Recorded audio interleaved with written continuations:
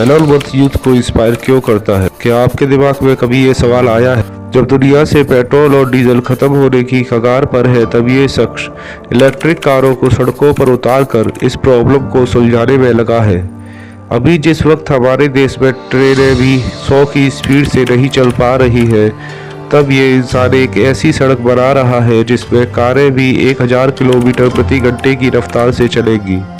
Elon Musk को आप modern iron man भी कह सकते हैं, क्योंकि इन्होंने किताबों को ही अपना गुरु मानकर सब कुछ अपने दम पर सीखा और आज ये दुनिया के सबसे ताकतवर इंसानों में से एक है।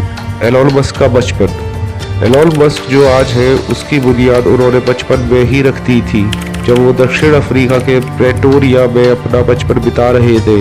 वो हमेशा शांत से रहने वाले एक क्यूरियस स्टूडेंट थे, जो अपने सवालों को जानने के लिए किसी भी हद तक जा सकते थे। उनके चुपचाप रहने की एक और वजह थी उनका अपनी माँ से दूर हो जाना, क्योंकि उनके माता पिता का तलाक हो गया था और मस्क ने अपने पिता एलोन मस्क के साथ ही रहना चुना था।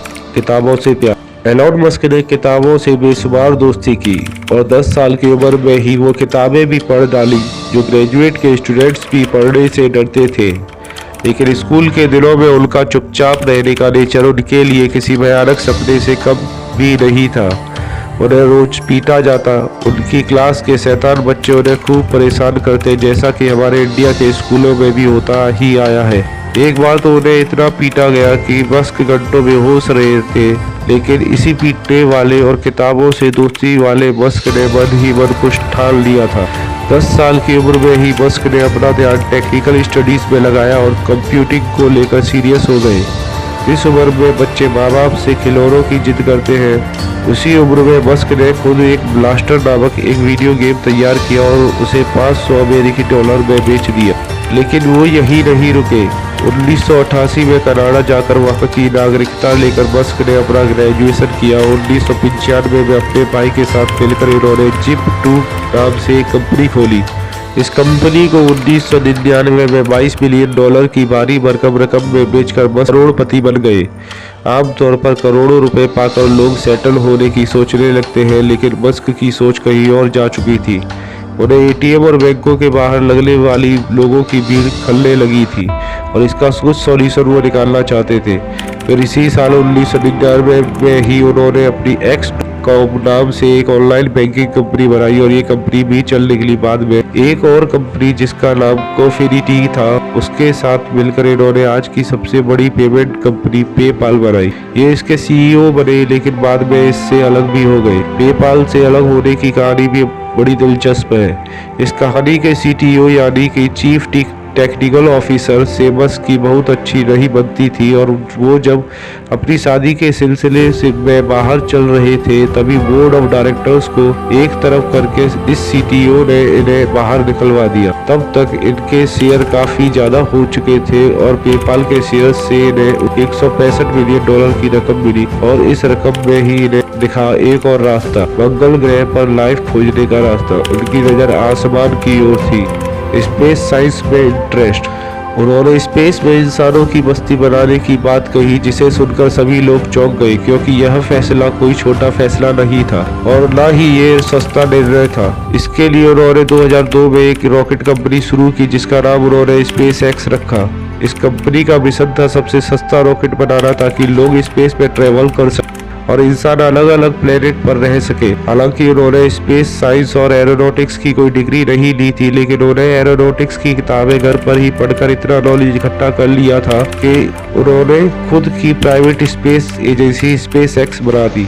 स्पेस की दुनिया में कदम रखने के बाद मस्क ने यहाँ क्रांति लाने की ठान ली। उन्होंने वो करने की सोची जिसे सोचना भी लोग फिजूल मानते थे। मस्क ने सोचा कि वो ऐसे रॉकेट बनाएंगे कि जिन्हें दोबारा इस्तेमाल किया जा सके, यानी कि रीयूजेबल रॉकेट। और इस काम के लिए वो रूस गए, लेकिन रूस में रॉकेट की बहुत ज्यादा कीमत देखकर उन्हें अपना प्लान वहाँ कामयाब होता नजर नहीं आ रहा था। इस वजह से वापस अमेरिका आ गए और फिर से उन्होंने खुद से ही रॉकेट बनाने का फैसला किया और अपने रॉकेट को स्पेस में भेजने की तैयारी की। अब एलोन रॉकेट तो बना रहे थे और वह थोड़ा सस्ते भी थे, लेकिन वो चलते नहीं थे। इसी समय उनकी असफलताओं का दौर भी आया। वो अब तक कुल 3 रॉकेट लॉन्च कर चुके थे जो स्पेस तक नहीं पहुंच पाए और क्रैश हो गए और इन्हीं 3 रॉकेट्स ने उन्हें फाइनेंशियली कंगाली की कगार पर लाकर खड़ा कर दिया।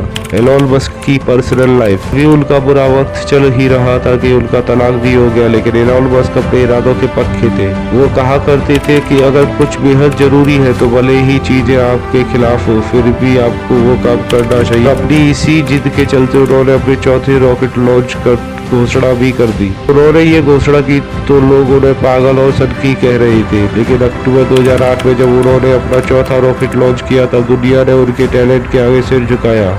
इस रॉकेट की सफलता को देखकर नासा ने उन्हें $1.6 बिलियन का कॉन्ट्रैक्ट दे दिया। उनकी कामयाबी से स्पेस इंडस्ट्री में खलबली मच गई कि कैसे एक आदमी जिसने कभी रॉकेट साइंस की कोई खास पढ़ाई नहीं की वो अब स्पेस में सैटेलाइट लॉन्च करने लगा है।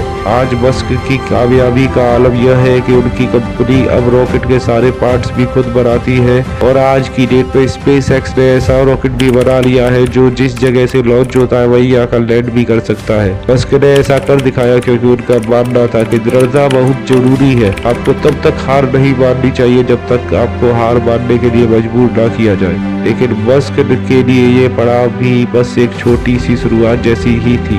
अब उन्होंने ऑटोमोबाइल सेक्टर को बदलने की ठान ली थी। उन्होंने ऐसी कार बनाने की सोची जिसे चलाने के लिए इंसानों को मेहनत न करनी पड़े और सबसे जरूरी बात यह थी कि पर्यावरण को भी कम से कम नुकसान हो। इसके लिए उन्होंने इलेक्ट्रिक कार कंपनी में इन्वेस्ट किया जिसका नाम था टेस्ला। टेस्ला का मकसद था पूरी कार इंडस्ट्री को बदल के रख देना। फिर उस वक्त तक अमेरिका की पूरी हिस्ट्री में कोई भी इलेक्ट्रिक कार कंपनी कामयाब नहीं हो सकी थी। टेस्ला मोटर्स के ब्राइट फ्यूचर को मस्क ने पहले ही समझ लिया था क्योंकि उन्हें बदलती दुनिया की जरूरतों की समझ थी। टेस्ला की सक्सेस, इसके लिए एलोन मस्क ने स्पेस एक्स वाला फॉर्मूला अपनाया और टेस्ला में यूज होने वाले 80% पार्ट्स को खुद बनाने लगे। इससे उस गाड़ी का खर्चा काफी कम हो गया, लेकिन अभी भी टेस्ला गाड़ी में इस्तेमाल होने वाली बैटरी को नहीं बना रही थी। इस वजह से ही टेस्ला की कारें अभी भी महंगी है, लेकिन उन्होंने लोगों को हाइब्रिड इलेक्ट्रिक कारों के फ्यूचर का अच्छा ऑप्शन देकर खुद को महान हस्तियों में शामिल करा लिया। आप सोचकर देखिए कि जब टेस्ला के इंडिया आने की बात हुई है, इंडिया में भी बस की पॉपुलैरिटी पर खूब बढ़ी है। मस्क का मानना है कि हमेशा एक ब्रिलियंट माइंड को ही मौका देना चाहिए, वो जो कभी हार न मानता हो। मस्क ने ही कहना शुरू किया कि गलती एक ऑप्शन है। अगर इंसान गलती नहीं करता तो इसका मतलब है कि वो बहुत नया भी नहीं कर रहा है। शायद इसीलिए अपने फेलियर्स को उन्होंने सीखने का एक जरिया माना और खुद को लगातार मजबूत बनाते गए। इसी कड़ी में उन्होंने 2016 में अपने चचेरे भाई की मदद से एक सोलर सिटी भी खोली जिसका पर्पस सोलर एनर्जी को बढ़ावा देना था। आज मस्क अमेरिका में एक हाइपर लूप ट्रांसपोर्ट बना रहे हैं जो हॉलीवुड फिल्मों की तरह हवा से बातें करने वाले ट्रांसपोर्ट सिस्टम को डेवलप करेगा। उनके इतने अतरंगी और क्रांतिकारी कामों की वजह से ही उन्हें आज का आयरन मैन कहा जाता है। दोस्तों, मस्क की कहानी में बहुत कुछ है, हार भी और लगातार आगे बढ़ने की जिद भी, खुद से सीखने का डेडिकेशन भी और कुछ कर जाने का जुनून भी। मस्क खुद कहते हैं कि पहला कदम ये तय करना है कि कोई काम पॉसिबल है। एक बार जब वो तय हो जाएगा तब उसके सफल होने की उम्मीद होगी। तो ये थे एलोन मस्क के जीवन की एक छोटी सी झलक। ऐसी और दिलचस्प और जानकारी भरी वीडियोस के लिए हमारे चैनल को सब्सक्राइब करें और हमारी वीडियोस को लाइक करते रहें। धन्यवाद।